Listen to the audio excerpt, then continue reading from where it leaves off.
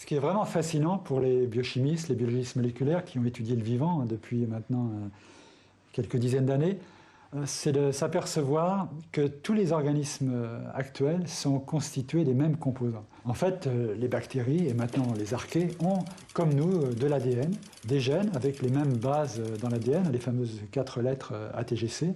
Et puis tous les organismes actuels sont composés des mêmes protéines avec les mêmes 20 acides aminés.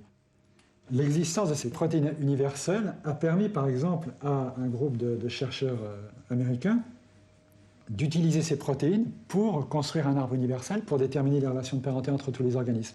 Et ils sont tombés sur un arbre avec les 3 grandes lignées, donc la lignée conduisant aux bactéries, la lignée conduisant aux eucaryotes et la lignée conduisant aux archées. Ce qui est fascinant lorsqu'on regarde cet arbre, c'est si on cherche où est l'homme. En fait, l'homme, c'est une petite branche qui se termine ici dans le rouge, chez les eucaryotes, mais tous les animaux correspondraient finalement à une toute petite branche ici à l'extrémité de cet arbre. Les plantes également sont situées ici sur une autre branche allant aux eucaryotes. Donc on voit vraiment, et ça traduit la réalité, on voit vraiment que on a l'impression que les animaux et les végétaux représentent la plus grande part de la biodiversité, mais ce sont vraiment les micro-organismes qui constituent l'immense majorité de la biosphère.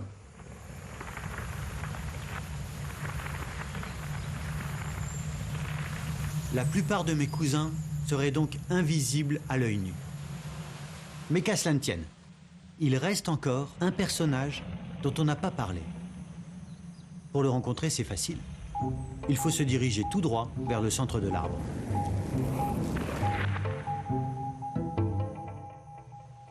Tous les êtres vivants, donc bactéries, archées, eucaryotes, font partie de la même famille. Ça veut dire très clairement, qui dit famille dit ancêtre. Clairement, tous les êtres vivants actuels descendent d'un ancêtre commun. Nous avons tous un même ancêtre. Nous sommes tous frères et sœurs. Alors, cet ancêtre, les scientifiques aujourd'hui lui ont donné un petit nom. Ils l'appellent LUCA. LUCA, c'est un acronyme. Ça vient de l'anglais Last Universal Common Ancestor, donc le dernier ancêtre commun à tous les êtres vivants, à partir duquel ont divergé les 3 lignées archées, eucaryotes et bactéries.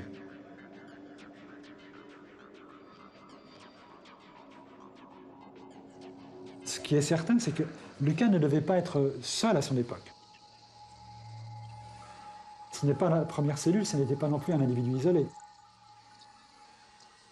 À cette époque, il devait y avoir beaucoup d'autres lignées qui existaient sur la planète, simplement elles n'ont pas donné de descendants.